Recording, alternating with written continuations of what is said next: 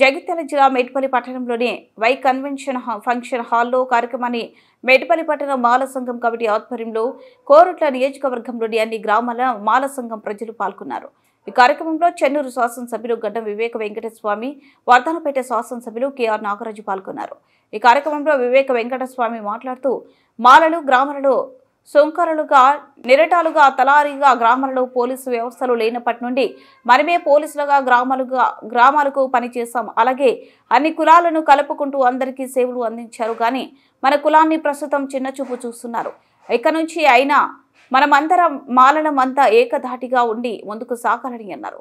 అనంతరం వర్ధనపేట శాసనసభ్యులు కెఆర్ నాగరాజు మాట్లాడుతూ మాల జాతి బిడ్డల చదువులలో క్రీడలో ముందుంటారు. అప్పుడు చాలా మంది ఎంఆర్పీఎస్ మీటింగ్లు పెట్టుకున్నారు, రెడ్ల మీటింగ్ పెట్టుకున్నారు, గ్రామీణ మీటింగ్ పెట్టుకున్నారు. అప్పుడు ఎవరు విమర్శించారు. కానీ మాలల మీటింగ్ పెట్టుకున్నప్పుడు అందరూ కూడా విమర్శించారు. అయితే మాకు అనిపించింది, కానీ ఇదే మంచి సమయం, మాలలను ఐక్యత తీసుకురావాలి, అందరిని ఒక ప్లాట్ఫామ్ పై తీసుకురావాలి. ఎందుకంటే మనం చూస్తున్నాము అందరు political parties, all political parties, అందరు రాజకీయ నాయకులు అందరూ కూడా మాలలని చాలా చిన్న చూపు చూస్తున్నారు. సంఖ్య తక్కువనేది మాలలని, వీళ్ళ ఓటు మనకు ముఖ్య రావాలని చెప్పి మాలను ఎప్పుడు కూడా చిన్న చూపు చూస్తున్నారు. కానీ మాలలందరూ కూడా ఒక పట్టుదలతో లేదు, మేము పెద్ద సంఖ్యలో ఉన్నాము, మేము ఎప్పుడు కూడా ఒక మాట చెప్పిన మాట నిలబెడతామని చెప్పి మీరందరూ కూడా పెద్ద సంఖ్యలో వచ్చి మన డిసెంబర్ 1st మీటింగ్ ఏదైతే విజయవంతం చేస్తున్నామో మీ అందరికీ కూడా శిరస్సు వచ్చి అభినందనలు చెప్పే అనుకున్నాను. ఎందుకంటే ఆ మీటింగ్లో వచ్చిన ఒక వ్యక్తి నేనే వచ్చి ఆ మీటింగ్ చూసి ఏమన్నాడంటే, సార్ ఈ దేశంలోనే అతిపెద్ద ఒకటే కాస్ట్ మీటింగ్ జరిగిందంటే అది మన పర్యటనలో మాలల మీటింగ్ అని చెప్పి అప్పుడు చాలా మందికి భయమైంది. కానీ మనము సౌరనగర్లో మీటింగ్ పెట్టుకున్నాము. అందరూ తెలుసు, జగిత్యాలలో ప్రత్యేకంగా మన దగ్గర నుంచి ట్రాన్స్పోర్ట్ మనుషులు రావడం, వ్యతిరేకించడము ఇవన్నీ కూడా జరగడం జరిగింది. కానీ మన మాలలలో ఏదైతే ఉండేవో ఆలోచన లేదు, మనం ఈ మీటింగ్ విజయవంతం చేద్దాం, పోదామని చెప్పి అందరూ కూడా చాలామంది వాళ్ళ ఖర్చులతో వాళ్ళ భోజనాలతో అన్నీ కూడా చేసుకొని ఆ మీటింగ్కి రావడం జరిగింది. నిజంగానే నాకు ఎంత సంతోషం అనిపించిందంటే ఆ రోజు, ఎందుకంటే ఎప్పుడు కూడా ఊహించలేదు కానీ ఇంతమంది వస్తుందా, ఈ మీటింగ్ సక్సెస్ఫుల్ అవుతుందా.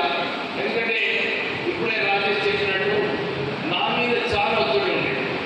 ఏం ఒత్తిడి ఉందంటే, అరే మీటింగ్ సక్సెస్ఫుల్ కాకుంటే నా పొలిటికల్ కెరీర్ కథమైపోతుంది, నాకు ఆ ఛాలెంజ్ ఉంది, ఆ రిస్క్ ఉంది. కానీ నాకు అనిపించింది జాతి కోసం కొట్లాడే అవసరం ఉంది, జాతి కోసం మనం నిలబడే మా నాన్నగారు కాకా వెంకటస్వామి గారు ఏదైతే నాకు నేర్పించినారో, ఎప్పుడు కూడా వేసినప్పుడు బయటికి రావాలి, కొట్లాడాలి, మనం ఏమనుకుంటున్నామో అది సాధించాలని చెప్పి నాకు మా నాన్న కాకా వెంకటస్వామి గారు నేర్పించారు. అందుగురించి తెలంగాణ ఉద్యమంలో కూడా ఆ రోజులలో కిరణ్ కుమార్ రెడ్డి ముఖ్యమంత్రి ఉన్నప్పుడు ఆయన కూడా చాలా అంచనీయాలని చెప్పి ప్రయత్నం చేశారు. కానీ తెలంగాణ ఉద్యమంలో ఉన్నాం, తెలంగాణ గురించి కొట్లాడాం. అప్పుడు మంత్రులందరూ కూడా తెలంగాణ నుంచి ఉన్న మంత్రులు కూడా కొందరు కిరణ్ కుమార్ రెడ్డిని మస్కపొట్టనికే మనం పోలీసులను నియమించలేదు.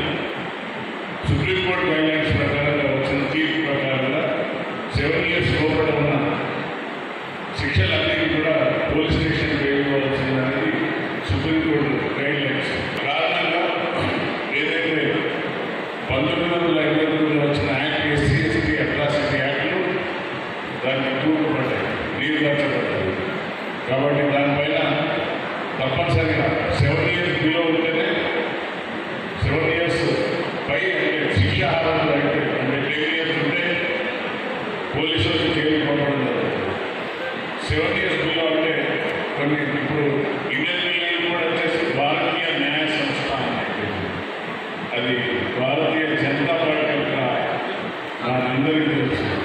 ఆ యొక్క సెక్షన్లు మార్చి వాళ్ళ ఐడెంటిటీ కోసం భారతీయ న్యాయ సంస్థానం పెట్టి సిఆర్పిసి కూడా మార్చేసింది. అన్ని ఒక్కొక్కటి ఉత్తరాంధ్రలో ఇండియాలో ఉన్న పేర్లు కూడా అన్ని మార్చుకుంటూ వస్తున్నారు. సో అదేవిధంగా ఐపీఎస్ తీసేసి బిఎన్ఎస్ చేసి దాన్ని ఇప్పుడు ఏదైతే 7 years బిలో ఉన్న మన SC/ST యాక్ట్ స్టేషన్ పై తీసుకున్నాం. కాబట్టి ఇందులో మన పోలీస్ అధికారులు